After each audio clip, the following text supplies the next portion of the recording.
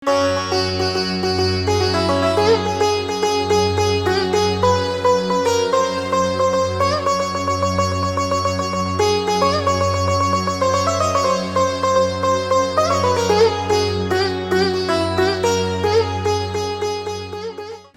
व हज़रात, आप सबको खुश आमदीद। कैथलिक टीवी में आज हमने एक बहुत ख़ास मौजू पे बात करनी है और ये मज़मून और ये मौजू है पाकिस्तान में दरियाफ़्त होने वाली एक सलीब। अखबारात में, सोशल मीडिया में हर तरफ ये बात हो रही है, तज़किरा हो रहा है, ज़िक्र हो रहा है कि ये गिलगित बल्तिस्तान में जो सलीब दरियाफ्त हुई है, क्या ये वाकई मसीहों की सलीब है या कुछ और है? एक बड़ा इंटरेस्ट, एक गहरी दिलचस्पी न सिर्फ मसीहों में बल्कि गैर मसीहों में भी पैदा हुई है और तालीमी हलकों से यूनिवर्सिटियों के प्रोफेसर्स और मीडिया में एक डिस्कशन शुरू हो गई है। आज कैथलिक टीवी ने भी ख़ास एहतमाम किया है कि इस सलीब के बारे में मैक्सिमम ज़्यादा से ज़्यादा मालूमात हासिल की जाएं ताकि जो लोग बातचीत कर रहे हैं उनके पास सही और दुरुस्त मालूमात हों।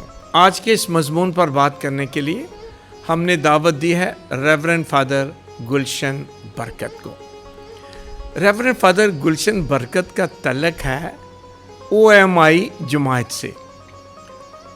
उनको आमतौर पे ओबलेट्स फादर भी कहते हैं, फ़िदाइन मरियम भी कहते हैं।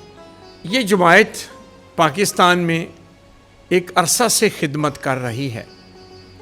पहले मिशनरियों से शुरू हुए और आजकल खुदा का शुक्र है कि हमारे बहुत सारे पाकिस्तानी और मकामी काहिन जो हैं इस जमात में शामिल होकर खिदमत कर रहे हैं। रेवरेंड फादर गुलशन बरकत जैसे ही उन्होंने कराची सेमिनरी में अपनी कहानत की स्टडीज़ मुकम्मल की तो उनकी जमात ने उनका इंटरेस्ट देखते हुए कि वो कलीसिया की तारीख़ में गहरी दिलचस्पी रखते हैं, उनको इटली में, रोम में ग्रेगोरियन यूनिवर्सिटी, जो रोम में बड़ी यूनिवर्सिटी है, वहाँ पर कलीसिया की तारीख़, चर्च हिस्ट्री की स्टडीज़ के लिए भेजा गया।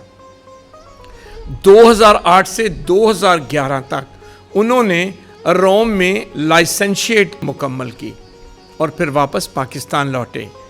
जब वो पाकिस्तान आए तो 21 अप्रैल 2012 को उन्हें काहिन मखसूस किया गया। काहिन मखसूस होने के बाद उनको ओबलेट्स जमात ने अपने स्टूडेंट्स के लिए जो काहिन बन रहे हैं, इब्तदाई तालीम के लिए, तरबियत के लिए उन्हें मुकर्रर किया। उसके बाद वो सांगला एल पैरिश में पैरिश का काम भी करते रहे, उन्हें पास्टरल एक्सपीरियंस भी है और 2019 में उनकी जमात ने उनको national Catholic institute of theology Karachi भेजा। वहाँ पर वो चर्च हिस्ट्री यानी कलीसिया की तारीख़ पढ़ा रहे हैं। खुदा ने उन्हें बहुत बरकत दी हैं, बहुत सारे फ़ज़ाइल दिए हैं। He is an intelligent man और उनकी ज़हानत उनकी स्टडीज़ से, उनकी गुफ्तगू से और उनकी रिसर्च से वाज़े होती है। ख़वातीन व हज़रात, मैं वेलकम कहता हूँ रेवरेंड फादर गुलशन बरकत को। Father, very welcome. Thank you.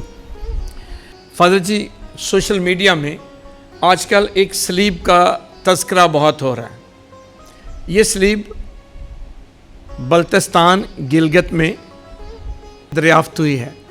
आप ख़ुद भी वहाँ पर गए हैं, मैंने सोशल मीडिया में आपकी तस्वीरें देखी हैं। आप इसके बारे में कुछ बताएंगे? ख़ासकर ये एरिया क्या है जहाँ पर ये सलीब पाई गई है?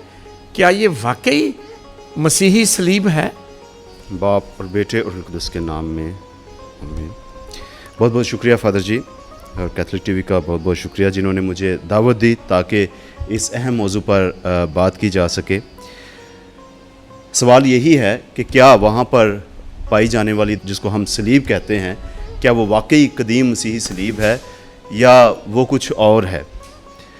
سب سے پہلے میں یہ بتاؤں کہ اس صلیب کی دریافت ہوئی کہاں پر ہے. اس صلیب کی دریافت اسکردو سے آگے تقریباً کوئی 30-35 کلومیٹر دور علاقہ ہے جس کا نام کواردو ہے. کواردو جی. کواردو کے مقام پر اس صلیب کو دریافت کیا گیا ہے, اور کواردو ایک گاؤں ہے. کواردو سے اوپر ایک پہاڑ ہے, اس پہاڑ پر اس صلیب کو دریافت کیا گیا ہے. ٹھیک ہے. اور اگر ہم اس صلیب کا جغرافیہ دیکھیں, حدود اربع دیکھیں, تو اس پہاڑ پر صلیب ہے. صلیب کے پیچھے کراکرم کے بلند و بالا پہاڑی سلسلہ ہے, اور اس کے آگے دریائے سندھ بہتا ہے, اور دریائے سندھ کے ساتھ اس کا معاون دریائے شگر وہ دریائے سندھ کے ساتھ ملتا ہے. دریائے سندھ کو آگے کراس کریں تو ہمیں کوہ مالیہ کا پہاڑی سلسلہ نظر آتا ہے.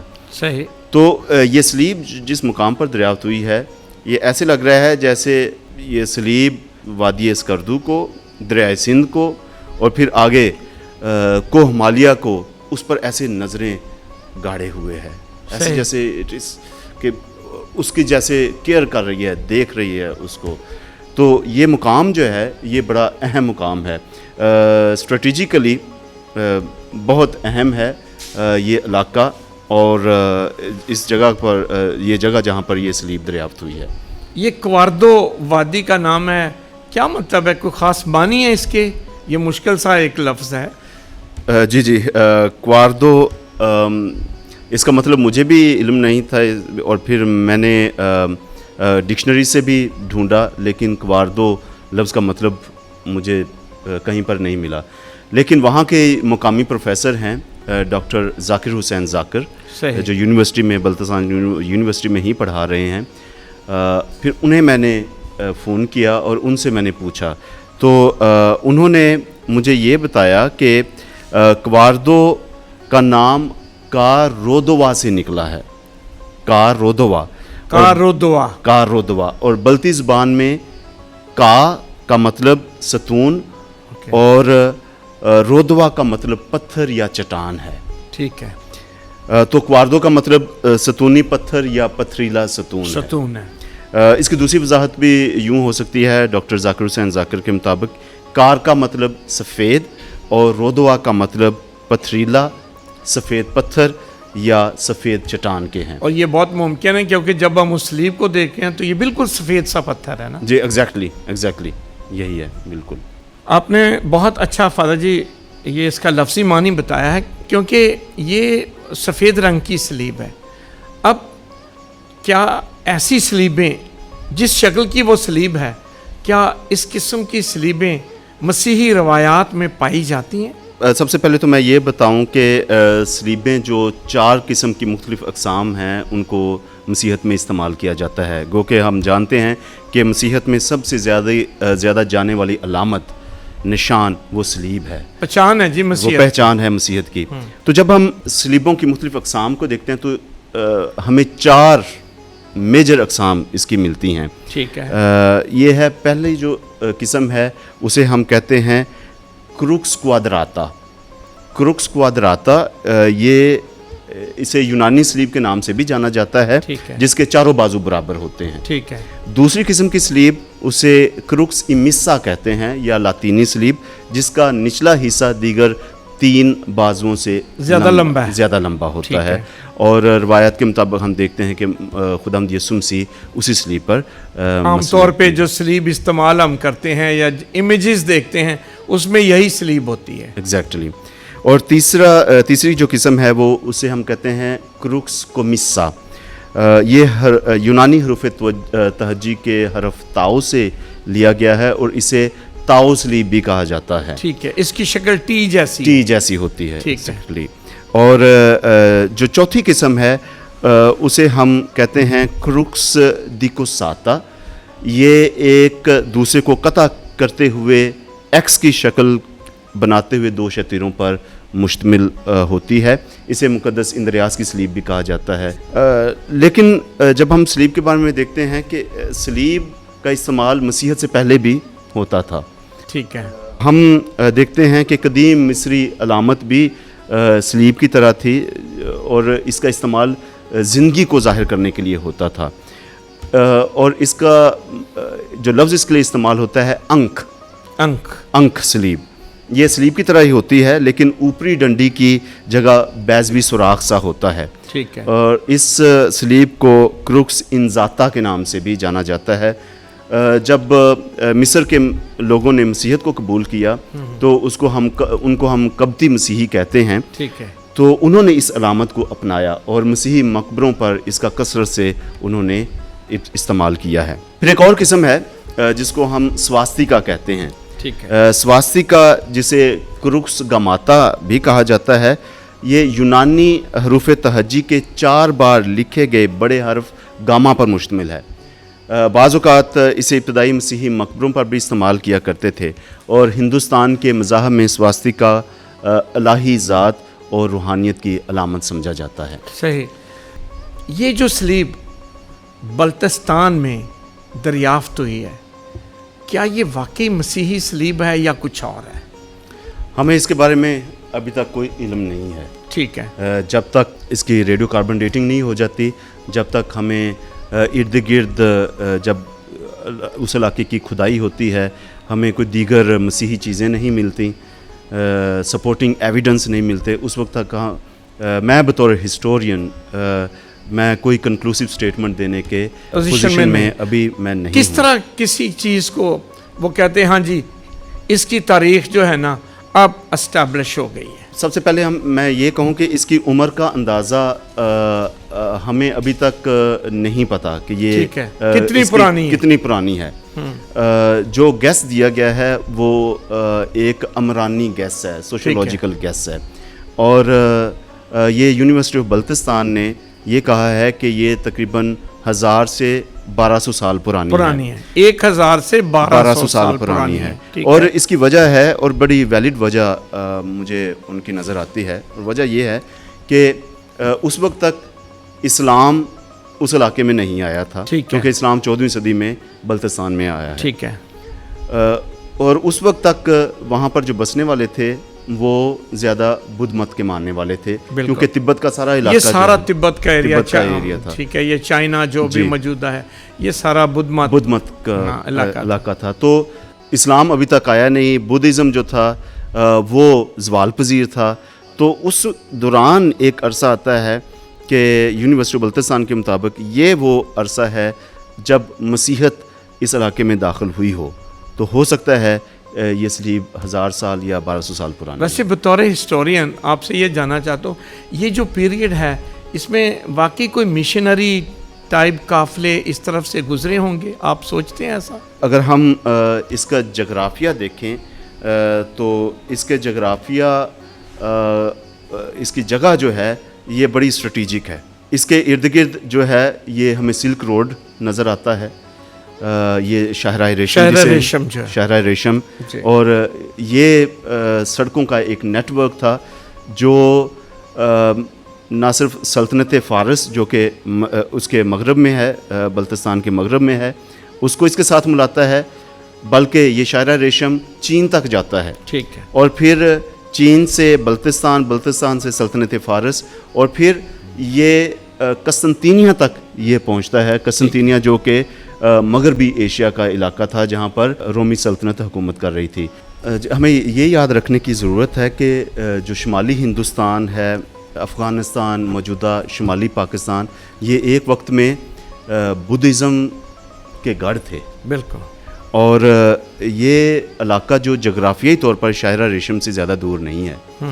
شاہراہ ریشم کیا ہے؟ شاہراہ ریشم سڑکوں کا ایک جال ہے جو چین, وسطی ایشیا اور بر صغیر کو مشرق میں سلطنت فارس جبکہ مغربی ایشیا میں بازنطینی سلطنت سے ملاتا ہے.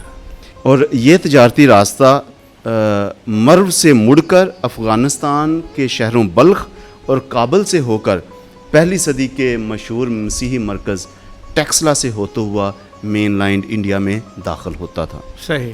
تو 600 بعد از مسیح تک بدھ مت کے مشنریوں نے اس شاہراہ ریشم کو کثرت سے استعمال کیا، اور وجہ کیا تھی کہ وہ اپنے بدھ مت مذہب کو وہاں پر پھیلائیں. اور اس دور میں سلطنت فارس میں افغانستان اور موجودہ بلتستان کا جو مغربی حصہ ہے وہ بھی تھوڑا سا ٹکڑا اس کا حصہ تھا سلطنت فارس کا. اگرچہ دریافت کا جو مقام ہے وہ سلطنت فارس کا حصہ نہیں تھا، تاہم شاہراہ ریشم نے بلتستان اور سلطنت فارس کے درمیان رابطے کو ممکن بنا دیا تھا. تو ہو سکتا ہے کہ ان کا کوئی تعلق ہو. تو سوال یہ پیدا ہوتا ہے کہ کیا سلطنت فارس کے مسیحیوں کا کواردو اور کراکرم کی وادیوں سے کوئی تعلق ہو سکتا ہے؟ تو اس کے لیے میں یہ امکان پیش کرتا ہوں کہ اگر ہم کراکرم کے پہاڑی سلسلے کو دیکھیں تو یہ 300 میل تک پھیلا ہوا ہے، اور جو افغانستان کے انتہائی مشرقی حصے سے اس کا آغاز ہوتا ہے، تاجکستان کے جنوبی سرے کو چھوتے ہوئے شمالی پاکستان کے بلتستان سے ہوتا ہوا یہ چین کو اپنے ساتھ ملاتا ہے اور پھر ہندوستان میں داخل ہوتا ہے. ٹھیک ہے. تو اس طرح سے جغرافیائی طور پر کراکرم کا پہاڑی سلسلہ وسطی ایشیا کو جنوبی ایشیا سے ملاتا ہے، جبکہ تجارت وسطی ایشیا کو سلطنت روما سے جوڑتی ہے. اس سبب سے یہ امکان ہے کہ سلطنت فارس سے مسیحی وادی کواردو میں آئے ہوں، چونکہ وسطی ایشیا اور جنوبی ایشیا کے درمیان تجارت کی راہیں اس وقت تک کھل چکی تھیں.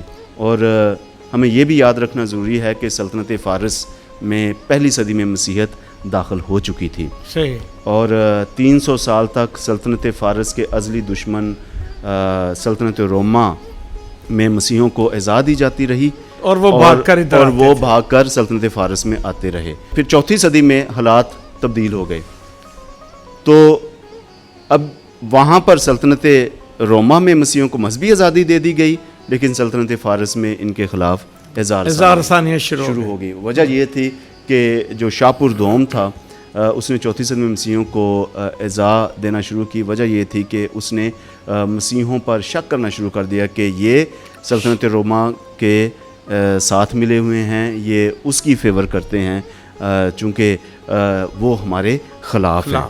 تو یہ تھا کہ جب قسطنطین شہنشاہ نے 313 میں فرمان ملان کے ذریعے سے مسیحیت کو سلطنت روما میں آزادی دی، تو سلطنت فارس میں ان کے خلاف اظہار ثانی کا آغاز ہوا. تو ہو سکتا ہے، میرے مطابق ہو سکتا ہے کہ انہوں نے سلطنت فارس میں اظہار ثانی سے بچنے کے لیے مشرق کا رخ کیا، اور مشرق میں بلتستان کا علاقہ موجود ہے.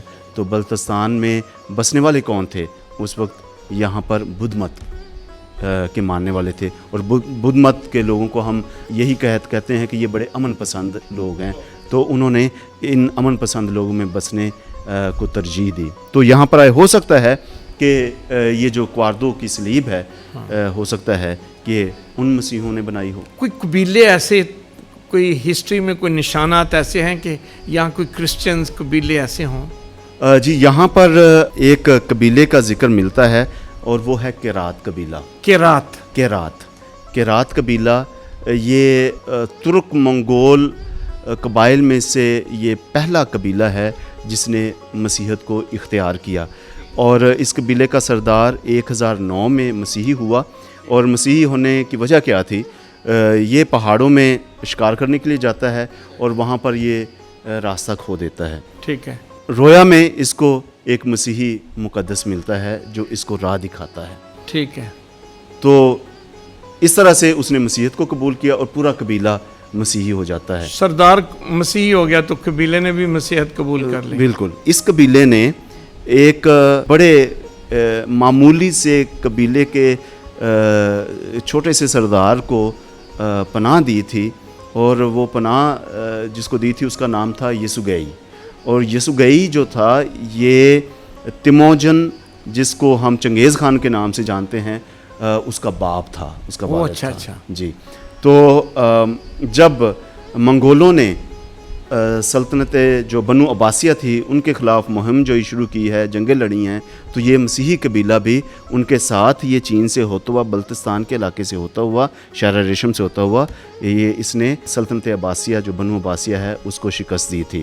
اور میرا یہ ایک اور میں امکان یہ پیش کرتا ہوں کہ ہو سکتا ہے کہ یہ قیرات قبیلہ جو کہ مسیحی تھا یہ بلتستان کے اس علاقے میں آیا ہو اور یہاں پر آ کر انہوں نے منادی کی ہو اور کوئی تعلق ان کا اسلیب کے ساتھ جڑا ہو یہ ممکن ہو سکتا ہے. فادر جی آپ نے ریسنٹلی جہاں پر یہ سلیب پائی گئی ہے وہاں کا وزٹ کیا ہے, اس کے بارے میں تھوڑا شیئر کریں.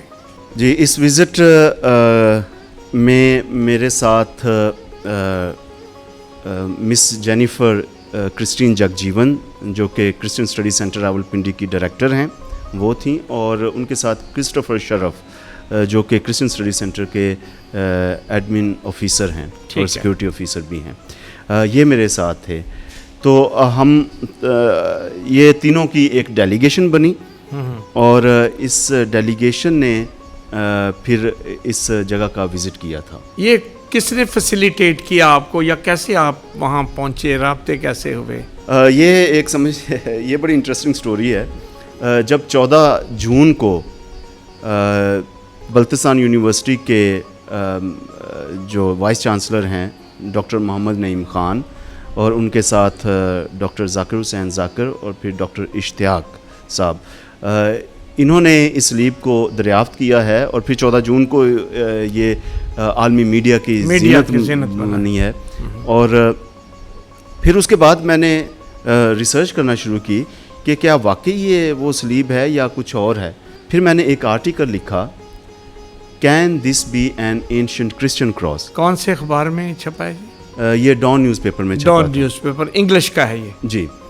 اور اس کے دوسرے دن ہی صبح کے وقت مجھے ڈاکٹر محمد نعیم خان صاحب کا فون آتا ہے بلتستان یونیورسٹی سے, اور وہ کہتے ہیں کہ فادر گلشن یہ آپ کا میں نے آرٹیکل پڑھا ہے, تو کیا یہ ہو نہیں سکتا کہ آپ یہاں پر آئیں سلیب کو دیکھیں کہ یہ کیا واقعی یہ کرسچن سلیب ہے, کیا ہے یہ. پھر میں نے مس جینیفر کرسٹین جگجیون سے رابطہ کیا کیونکہ وہ راولپنڈی میں ہیں, وہ بھی کرسچن مسلم ڈائیلاگ پر وہ سینٹر بہت کام کرتا ہے. صحیح. تو پھر انہوں نے کہا جی فادر جی میں ریڈی ہوں, ہم چلتے ہیں. اور پھر ہم بلتستان یونیورسٹی گئے ہیں اس دریافت کے ایگزیکٹلی 1 مہینے بعد. ٹھیک. 14 جولائی کو ہم وہاں پر پہنچے ہیں. یونیورسٹی میں ہمارا ایک سیشن ہوا ہے. پھر دوسرے دن ہم صبح کے وقت ہم اس مقام پر گئے ہیں جہاں پر یہ سلیب دریافت ہوئی ہے, کواردو گاؤں. وہاں پر ہم گئے ہیں اور وہاں پر ہمارے ساتھ یونیورسٹی کے وائس چانسلر تھے, پھر وہاں کے جو مقامی پروفیسر ڈاکٹر ذاکر حسین ذاکر تھے, پھر ان کے سیکرٹری ذیشان علی صاحب, اور پھر ایک بڑی اہم بات یہ ہے کہ اس سلیب کا جو مقام ہے اس کو سیکیور کنہوں نے کیا ہے, وہاں کی مقامی آبادی نے. اور میں یہاں پر ان کا نام لینا چاہتا ہوں, جناب غلام رسول جو وہاں کے ایلڈر ہیں, اس گاؤں کے ایلڈر ہیں, اس گاؤں کے چودھری جس طرح سے ہم کہتے ہیں وہ ہیں. انہوں نے یہ کہا کہ ہم اس کو مکمل تحفظ دیں گے. تو میں کیتھولک ٹی وی کے اس سٹیج سے میں سکردو کے کواردو گاؤں کو, وہاں کے لوگوں کو, مقامی لوگوں کو میں مبارکباد دینا چاہتا ہوں, ان کو اپریشیٹ کرنا چاہتا ہوں. جی ان کو میں سلام پیش کرنا چاہتا ہوں جنہوں نے اس کلچرل جو ثقافتی ورثہ ہے اس کو تحفظ فراہم کیا ہے, اور وہ اس کی اہمیت کو جانتے ہیں. میں آپ کا بہت بہت شکر گزار ہوں, ساری جو مسیحی پاکستان میں بستے ہیں اور دنیا میں بسنے والے مسیحیوں کی جانب سے آپ کا شکریہ. تو وہاں پر ہم اس پہاڑ پر چڑھے ہیں, جو گاؤں ہے اس گاؤں کا نام گلشن آباد ہے, لیکن جو پوری وادی ہے اس کا آپ کے نام سے ملتا جلتا ہے فادر گلشن صاحب. جی. تو پھر وہاں سے تقریباً کوئی 3 کلومیٹر کا رستہ ہے, پگ ڈنڈیوں کی صورت میں آپ پہاڑ پر چڑھتے ہیں. صحیح. تو وہاں پر پہاڑ پر چڑھ کر اور پھر آپ اس سلیب تک پہنچتے ہیں. اور یہ جو میرا ایکسپیرینس تھا, مجھے ایسے لگ رہا تھا جیسے کلوری کی پہاڑی پر میں چڑھ رہا ہوں. صحیح. تو وہ سلیب کافی دور تھی اور ہمارے سانس بھی پھولے ہوئے تھے, اور بعض اوقات یہ بھی ہوتا تھا کہیں گر نہ جائیں نیچے. تو لیکن پھر بھی میں یونیورسٹی کے سارے اسٹاف کو مبارکباد دیتا ہوں, ان کو اپریشیٹ کرتا ہوں کہ وہ ہمیں لے کر گئے ہیں وہاں پر, اور پھر ہم نے اس سلیب کو دیکھا ہے. فادر گلشن صاحب, یہ سلیب جو ہے نا کوارڈو سلیب کے نام سے مشہور ہو رہی ہے, یہ نام اس کو کس نے دیا ہے؟ یہ نام بلتستان یونیورسٹی کے وائس چانسلر ڈاکٹر محمد نعیم خان نے اس کو دیا ہے. چونکہ اس کی دریافت کوارڈو کے گاؤں میں ہوئی ہے تو اس وجہ سے انہوں نے اس کو کوارڈو سلیب کہا ہے. اگر ہم اس کو اردو میں ٹرانسلیٹ کریں تو اسے ہم سلیب کوارڈو کہہ سکتے ہیں. سلیب کوارڈو کے نام سے ہم اس کو جانتے ہیں. ایک پرسنل سا کویسچن ہے, مجھے پتہ ہے کہ ہسٹورین جو ہے وہ فیلنگ کو ایک طرف رکھ کے تو پھر فیکٹس کی بات کرتا ہے. ویسے as a Christian, as a priest, آپ کی فیلنگس کیا تھی جب آپ نے اس سلیب کو دیکھا؟ بطور مسیحی ہوتے ہوئے جب میں نے اس سلیب کو دور سے دیکھا, وہ ایسے سلیب لگ رہا تھا جیسے ایک بادشاہ اپنے تخت پر نہیں بیٹھا ہوتا. صحیح. اور جس طرح سے وہ اپنی رعایا کی دیکھ بھال کر رہا ہے, اس طرح سے تھا. اور مجھے ایسے لگ رہا تھا جیسے میں اوپر چڑھ رہا تھا, مجھے ایسے لگ رہا تھا جیسے میں کلوری کی پہاڑی پر چڑھ رہا ہوں. یہ بطور مسیحی ہوتے ہوئے میری یہ فیلنگز تھیں. لیکن بطور ہسٹورین وہ فیکٹس کی سٹڈی ہے, وہ کچھ اور ہے. وہ فیکٹس کی سٹڈی ہے, اس پر جب ہم فیکٹس کے ساتھ چلیں گے پھر ہم کسی. جب آپ نے اس سلیب کو دیکھا ہے, اس کی ساخت کیسی ہے؟ اس کے ایگزیکٹ وزن کا تو ہمیں علم نہیں ہے, لیکن جو بلتستان یونیورسٹی نے ہمیں بتایا ہے ان کے مطابق تقریباً 3 سے 4 ٹن ہے. لیکن یہ سلیب بڑا بھاری ہے, بہت بھاری ہے. ایک بندہ اس کو ہلا نہیں سکتا. صحیح. جب زمین پر پڑا ہے اس کو ہلا نہیں سکتا. اور اس کی جو لمبائی ہے 6 فٹ اور 7 انچ جو عمودی طور پر, ہاں جی, عمودن, اور افقی طور پر ایسے جو ہے اس کی لمبائی 6 فٹ اور 4 انچ ہے. جو سامنے والا حصہ ہے اسے بڑی خوبصورتی کے ساتھ تراشا گیا ہے, جبکہ پچھلی طرف جو سطح ہے وہ رف ہے. ایسا معلوم ہوتا ہے کہ جیسے یہ سلیب نامکمل چھوڑی گئی ہے. صحیح. شاید خود ہی اس کو چھوڑا گیا ہے. سوال یہ پیدا تھا کیوں, اگر ایسے چھوڑا کیوں ہے. تو میں اپنے بطور ہسٹورین میں یہ سمجھتا ہوں کہ ہو سکتا ہے کہ انہوں نے اس کو ایسے ہی اس کو الٹا اس طرح سے رکھا ہو تاکہ اس سلیب کو جو پچھلی طرف سے اس کو مکمل کیا جا سکے, اور پھر اس کو کسی پہاڑ میں پیوست کیا جا سکے, جس طرح سے اس علاقے میں بسنے والے, ان سے پہلے بسنے والے, مسیحوں سے پہلے بسنے والے بدھ مت کے جو ماننے والے تھے وہ اپنی مذہبی شبیہوں اور مہاتما بدھ کے مجسموں کو پہاڑوں میں تراشا کرتے تھے. اچھا. میرے مطابق یہ ہو سکتا ہے. اور ہو سکتا ہے کہ اس سلیب کو جب الٹا رکھا گیا ہے, کیونکہ جب اس کو دریافت کیا گیا ہے تو یہ الٹی سلیب ہمیں دریافت ہوئی ہے. جو ہموار صورت ہے وہ نیچے تھی, اور جو ناہموار ہے وہ اوپر تھی. تو وہ ایسے لگ رہا تھا جیسے ایک مثلث کی صورت میں اس طرح سے جو ہے پیچھے سے وہ اس کو اس طرح سے اس کو فنشنگ دی گئی ہے. تو ایسے جیسے وہ ایک مثلث کی صورت میں آسمان کی طرف نظریں گاڑے ہوئے ہیں. صحیح. تو ہو سکتا ہے کہ انہوں نے اس کو ایسے چھوڑا تاکہ اس پر کام کیا جا سکے, اس کو مکمل کیا جا سکے.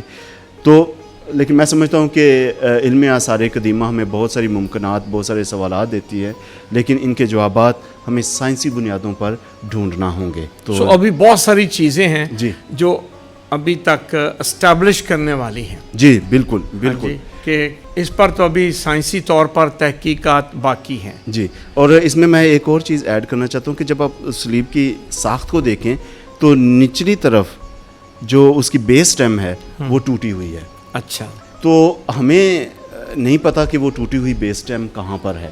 اگر اس نچلے وہ حصے کو جو ٹوٹا ہوا ہے اس کو بھی ساتھ جوڑ دیا جائے تو پھر یہ عموداً لمبی بن جاتی ہے. ہاں جی. پھر جو رومن کراس, پھر جو لاطینی کراس یہ ہے, اور یا پھر یہ ہے کہ یہ سریانی سلیب بھی ہو سکتی ہے. صحیح. اگر یہ لمبی ہو جاتی ہے تو پھر یہ لاطینی سلیب ہے. تو پھر کیا روم سے کوئی یہاں پر آئے ہیں, مشنری آئے ہیں یہاں پر, انہوں نے یہاں پر اس کو بنایا ہے.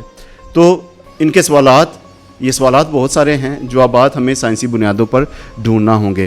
اور پھر ایک اور میں بتاتا چلوں ناظرین کو کہ 6 صدی سے یہ روایت چلی ہے کہ جہاں پر مسیحی مبلغین مسیحت کا پرچار کرتے تھے، گواہی کے طور پر وہاں پر صلیب گاڑ دیتے تھے، اور یہ تاکہ جو مقامی لوگ ہیں انہیں یاد رہے کہ ہمیں مسیحت کے بارے میں بتایا گیا ہے، ہمیں انجیل سنائی گئی ہے۔ تو ہو سکتا ہے کہ وہاں کے لوگوں کے لیے یہ صلیب نشان چھوڑ دیا گیا ہو۔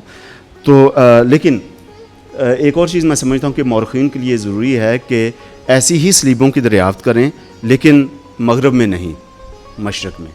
ٹھیک ہے۔ اور اس کے لیے جو جہاں پر انہوں نے مشرق میں تلاش کرنا ہے، قدیم سلطنت فارس میں، آرمینیا میں، یا وسطی ایشیا میں، سغد میں، چین میں یا منگولیا میں، یہ وہ مقامات ہیں جہاں پر ہمیں تقریباً 5ویں صدی سے مسیحت کے آثار ملتے ہیں۔ تو وہاں پر ہو سکتا ہے کہ ایسی صلیبیں پائی جائیں۔ آپ نے فدر جی ہسٹوریکلی، تاریخی طور پر اس خطے میں ہونے والے واقعات کو اور آس پاس کے علاقوں اور سلطنتوں کو جوڑا ہے۔ کیا ممکن ہے کہ اس کے علاوہ بھی، چونکہ فارس میں مسیحی لوگ رہتے تھے، بلکہ اس وقت تو کوئی بادشاہ بھی مسیحی تھے، کہ اس وقت یہ موومنٹ ایسی ہوئی ہوں، اس وقت کچھ لوگ ایسے ہوں جو اس طرف آئے ہوں؟ جی، جیسے میں نے بتایا کہ سلطنت فارس میں جب مسیحوں پر اظہار ثانی ہوئی تو ہو سکتا ہے کہ وہاں سے موومنٹ اس طرف ہوئی ہے۔ اس وقت بھی ہو سکتا ہے کہ سلطنت فارس میں بسنے والے مسیحوں نے مشرق کا رخ کیا ہو۔ صحیح۔ تو 7ویں صدی میں ہو سکتا ہے کہ مسیحت کوارڈو کے گاؤں میں، بلتستان کے علاقے میں، یہ تبت کا علاقہ ہے، وہاں پر پہنچی، کیونکہ شاعر ریشم تو اس طرف چل رہی ہے اس پورے خطے میں، اور یہ واحد ایک راستہ تھا جہاں سے بزنس بھی ہوتی تھی، لوگوں کا آنا جانا بھی تھا۔ سو شاید قافلوں کے ساتھ، شاید بزنس مین کے ساتھ، یا ان لوگوں کے ساتھ جن کی موومنٹ ادھر تھی، کہ کرسچن وہاں سے بھاگ کر اس طرف آئے ہیں۔ جی بالکل، یہ آپ کی بات بالکل درست ہے۔ اور ایک یہ بھی بات بڑی اہم ہے کہ جب اظہار ثانی کا دور سلطنت فارس میں اختتام پذیر ہوتا ہے تو پھر مسیحت ایک اور عروج پاتی ہے۔ ٹھیک ہے۔ اور مسیحت جو حکومتی حکام ہیں ان کے حلقوں کے اندر تک جاتی ہے۔ تو کچھ جو ایمپررز تھے سلطنت فارس کے، وہ بادشاہ جو تھے وہ خفیہ طور پر مسیحی ہو چکے تھے۔ ٹھیک ہے۔ چند کی جو بیویاں تھیں، ان کے بیٹے تھے، وہ مسیحی ہو چکے تھے۔ ٹھیک ہے۔ اور ایک شخص کا نام میں لینا چاہتا ہوں، اس کو 620 میں اس کو قتل کر دیا گیا، شہر براز یہ سپہ سالار تھا۔ اس نے جب سلطنت فارس کے تخت پر براجمان ہوا ہے تو وہ مسیحی کے طور پر، ایک مسیحی ہونے کے طور پر جانا جاتا تھا۔ تو ہم یہ کہہ سکتے ہیں کہ سلطنت فارس میں ایک وقت ایسا بھی تھا کہ عوامی سطح پر مسیحی جانا جانے والا بندہ سلطنت فارس کے تخت پر بیٹھا ہوا تھا۔ سو اسی دور میں بھی ممکن ہے، یہ ہو سکتا ہے کہ اس دور میں بھی مسیحت اس طرف پھیلی ہو۔ پھر ایک اور چیز جو ہے وہ ممکن ہو سکتی ہے کہ کیونکہ جو سلطنت فارس کا علاقہ ہے، جو جزیرہ نما عرب ہے، یہاں پر راہب خانوں کا جال تھا۔ ٹھیک ہے۔ راہب خانے تھے۔ یمن کا بادشاہ مسیحی ہو چکا تھا۔ ٹھیک ہے۔ بحرین جو تھا وہاں پر ہمیں راہب خانے ملتے ہیں۔ ٹھیک ہے۔ اور عمان کا علاقہ جو ہے یہاں پر مسیحت تھی، اور یہاں پر جو کچھ علاقے تو ایسے تھے، میجورٹی جو تھی مسیحت کی تھی۔ صحیح۔ اور اسلام سے پہلے جو عرب کا علاقہ تھا یہاں پر مسیحی قبیلے تھے۔ بالکل۔ اور پھر یہ جو راہب خانوں کا جو نیٹ ورک ہے یہ صرف جزیرہ نما عرب تک نہیں بلکہ یہ سلطنت فارس کے مشرق تک پھیلا ہوا تھا۔ اور جو بلتستان کا علاقہ ہے، بلتستان کے شمال میں ہمیں پرانے سگستان اور سجستان یہ علاقے ہمیں ملتے ہیں، اور پھر اس میں خراسان کا علاقہ ہے وہ ہمیں ملتا ہے، اور وہاں پر بھی مسیحت کی موجودگی کے بڑے بہت زیادہ آثار ملتے ہیں۔ تو کیا پاسبل ہے کہ یہ جو راہب خانے تھے، راہب ان دنوں میں بڑے مشنریز بھی تھے، ان کا مزاج بے شک راہب خانے کے اندر کی زندگی تھی، لیکن ان میں بہت سارے ایسے بھی راہب جماعتیں ہیں جن کے اندر مشنری اسپرٹ بھی پائی جاتی ہے.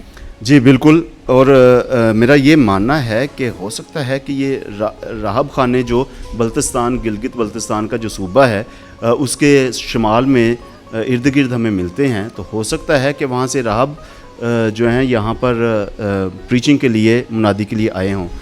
لیکن پھر ہم یہ دیکھتے ہیں کہ یہاں پر ایک یہودی تاریخ دان جس کا نام بینجمن ہے, بینجمن آف تودیلا اسے کہا جاتا ہے, 10ویں 11ویں صدی میں جب یہ اس راہ سے گزرتا ہے تو وہ ان علاقوں میں جو بلتستان کے شمال کے علاقے ہیں وہاں پر وہ دیکھتا ہے کہ یہاں پر مسیحی بہت سارے بستے ہیں, اور کہتا ہے کہ یہاں پر 5 گاؤں ہیں اور ان 5 گاؤں میں مسیحی بستے ہیں.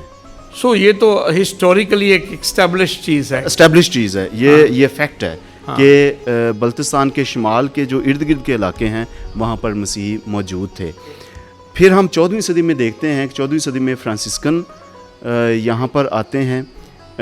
فرانسسکنز نے یہ بلتستان سے ہو کر گزرے ہیں, کچھ نے بلتستان کے اندر سے یہ ہو کر جو مین لینڈ تبت ہے وہاں پر گئے ہیں. جیزوٹ مشنری 17ویں صدی میں یہاں پر داخل ہوئے ہیں تبت کے علاقے میں, اور پرتگیزی ایک جیزوٹ فادر انطونیو دی اندراد اور بردر مانویل مارکس یہ شہنشاہ جہانگیر کے دور میں تبت میں داخل ہوتے ہیں, اور یہ تبت میں مانا پاس سے داخل ہوتے ہیں جو ہندوستان کے جنوب میں واقع ہے. اور پھر مغربی تبت کے بادشاہ نے جو گوگے کا ایک مقام تھا جو کیپٹل تھا وہاں پر ان کا بڑا پرتپاک خیر مقدم کیا تھا, استقبال کیا تھا, اور گوگے کے بادشاہت کے دارالحکومت سپارنگ میں 1625 میں مشنریوں نے کیتھولک مشن کی بنیاد رکھی تھی. صحیح. اور پھر وہاں پر بادشاہ نے مشنریوں کے لیے ایک گرجا گھر اور قیام کے لیے گھر بنانے کی اجازت دی تھی. اور بڑی انٹرسٹنگ بات ہے کہ عید پاشکا کے روز 12 اپریل 1626 میں تبت میں پہلا گرجا گھر بنا تھا, اور اس گرجا گھر کا نام تھا ہماری خاتون امید, آور لیڈی آف ہوپ. تو 12 لوگوں نے مسیحیت کو قبول کیا, اور 12 لوگوں میں جنہوں نے مسیحیت کو قبول کیا ان میں اس کی وہاں کی ملکہ بھی شامل تھی. یہاں پر جو مشن ہے جیزوٹس نے ان کو ختم کرنا پڑا, کیونکہ 1630 میں جو لداخ کا بادشاہ تھا اس نے اس پر حملہ کیا, اس بادشاہت پر, تو یہاں کے بادشاہ کو قیدی بنا لیا, گرجا گھروں کو مسمار کر دیا, ان کو بہت زیادہ نقصان پہنچایا. اور پھر جو مشنری تھے ان کو اریسٹ کر لیا گیا اور پھر انہیں لی کے مقام پر بھیج دیا گیا. پھر جب دوبارہ مشنری واپس آنا چاہتے تھے, جب انہوں نے واپس آیا دیکھا تو انہوں نے کہا کہ یہ تو گرجا گھر تو تباہ ہو چکے ہیں, تو پھر انہوں نے سپارنگ کے مشن کو ختم کیا اور پھر لی میں ہی انہوں نے اپنے مشن کو جاری رکھا. پھر اس کے بعد ہم دیکھتے ہیں کہ جو جیزوٹ کاہن تھے, اطالوی کاہن فادر ہیپولیتو دیزیدیری, اس کو بھیجا گیا تبت میں تاکہ اس مشن کو دوبارہ شروع کیا جا سکے. اس نے تبتی زبان, تبتی کلچر, تبتی مذہب جو بدھ مت تھا اس کے بارے میں تعلیم حاصل کی, اس نے سیکھا, صحیح, اور لوگوں کی بود و باش کے بارے میں سیکھا. اور پھر اس نے 3 والیوم پر ایک مشتمل ایک کتاب بھی لکھی جس میں اس نے سارے اپنے تجربات شیئر کیے تھے. لیکن پھر اس کے بعد فادر دیزیدیری کو واپس بلا لیا گیا 1721 میں, اور پھر اس طرح سے یہ تبت مشن جو تھا جیزوٹس کا وہ اختتام پذیر ہوا. لیکن میرا ماننا یہ ہے کہ جو جیزوٹ مشنریوں نے انجیل کی منادی کی تھی, جو مسیحی بنے تھے, ہو سکتا ہے ان میں سے کچھ مسیحی ہوں جو بلتستان پہنچے ہوں اور یہاں پر آ کر کواردو کی وادی میں انہوں نے آ کر منادی کی ہو, تو ہو سکتا ہے کہ یہ سلیب ان سے منسلک ہو جائے. فادر جی, آخر میں یہ جاننا چاہوں گا کہ کیا وہاں کی مقامی یونیورسٹیاں یا پاکستان کی تعلیمی ڈپارٹمنٹس جو ہیں اس پر کوئی فردر ریسرچ کرنے کا ارادہ رکھتے ہیں؟ کوئی ایسا علم ہے آپ کے بارے میں, کیونکہ آپ کی ملاقات ہوئی ہے ان سے؟ جی بالکل, جو بلتستان یونیورسٹی ہے وہ اسی سمت میں جا رہی ہے, اور انہوں نے یورپین یونیورسٹی کے ساتھ رابطہ کیا ہے, وہ کیتھولک یونیورسٹیز کے ساتھ رابطے میں ہیں، چاہے وہ یورپ میں ہوں یا امریکہ میں ہوں، اور آثار قدیمہ کے ماہرین وہ یہاں پر پہنچیں گے، لیکن چونکہ کووڈ-19 کی وجہ سے ابھی ریسٹرکشنز ہیں، اس وجہ سے وہ نہیں آ سکتے، لیکن ضرور ہے کہ یہ دروازے کھلے ہوئے ہیں۔ اور بلتستان کے جو ککواردو وادی میں جو سلیب کی دریافت ہوئی ہے، میں یہ سمجھتا ہوں کہ پاکستانی اور مغربی محققین کے درمیان یہ ایک پل کا کردار ادا کرے گی یہ علمی تحقیق میں۔ فادر جی، ویسے ہی میرا انٹرسٹ ہے، یہ پاکستانی کلیسیا کے لیے اس سلیب کی دریافت اور اس کی موجودگی ایمانی لحاظ سے کیا معنی اپنائے گی؟ اگر تو یہ سلیب ہے تو ایمانی طور پر تو یہ مسیحیوں کے لیے ایک بہت ہی حوصلہ افزا بات ہوگی کہ مسیحت یہ نہیں کہ یہ جب یورپین یہاں پر آئے ہیں اس وقت مسیحت آئی ہے، بلکہ مسیحت اسلام سے پہلے یہاں پر موجود تھی۔ اور ہم روایات میں دیکھتے ہیں کہ مقدس توما رسول اس علاقے میں آئے ہیں اور انہوں نے بھی مسیحت کا پرچار کیا ہے۔ تو مسیحت جو ہمارے پاس ہے، یہ مسیحت یہاں کی مقامی مسیحت ہے، یہ باہر سے امپورٹ کی ہوئی نہیں ہے، مقامیت کا رنگ لے لے گی۔ جی جی بالکل بالکل۔ خواتین و حضرات، میں ریورنڈ فادر گلشن برکت کا بہت شکریہ ادا کرتا ہوں، آج اتنی زبردست ہسٹورین بن کر تاریخی معلومات ہمیں دی ہیں۔ مجھے خود بہت ساری ان چیزوں کا نہیں پتہ تھا جو آج مجھے آپ کی وساست سے ملی ہیں، اور میں فادر جی آپ کا شکریہ ادا کرتا ہوں کہ آپ نے آج پاکستانی تاریخ دان، خاص کر کلیسیا کا اور مسیحت کا تاریخ دان ہوتے ہوئے بڑی زبردست کنٹریبیوشن کی ہے، نہ صرف اس سلیب کے والے سے بلکہ پوری بیک گراؤنڈ دے کر۔ میں امید کرتا ہوں کہ اس پورے پروسیس میں، چونکہ آپ ابھی ایک ٹیم کا حصہ بن گئے ہیں، کہ آپ کے ساتھ ایک دن جب اس کی ساری سچائی تصدیق ہو جائے گی تو آپ کا نام بھی اس زبردست ٹیم میں لکھا جائے گا، اور ہم آج ہی آپ کو، آپ کی خدمت کو سلیوٹ کرتے ہیں۔ Thank you very much father. خواتین و حضرات، گلگت بلتستان کے اس خطے میں وادی کواردو میں دریافت ہونے والی یہ سلیب واقعی سلیب ہے کہ نہیں، ابھی یہ تصدیق ہونا باقی ہے، لیکن ایک شروعات ہوئی ہے۔ ابھی اس پر سائنسی طور پر تجربات کیے جائیں گے، اور پھر اس کی سچائی کو، اس کی حقیقت کو تصدیق کیا جائے گا۔ اگر یہ واقعی ثابت ہوا کہ یہ سلیب ہے تو پھر مسیحیوں کی مقامیت کی بھی تصدیق ہو جائے گی کہ یہ صرف 100 یا 200 سال کی بات نہیں، یہ یہاں بہت سارے مذاہب کے آنے سے پہلے مسیحی لوگ یہاں موجود تھے، اور ہمارا ایمان اس سے ایک نیا موڑ بھی لے گا، ہماری مسیحی ایمان کی تاریخ بھی ایک نیا موڑ لے گی، اور ہم اپنے ایمان میں اور مضبوط ہو جائیں گے۔ God bless you.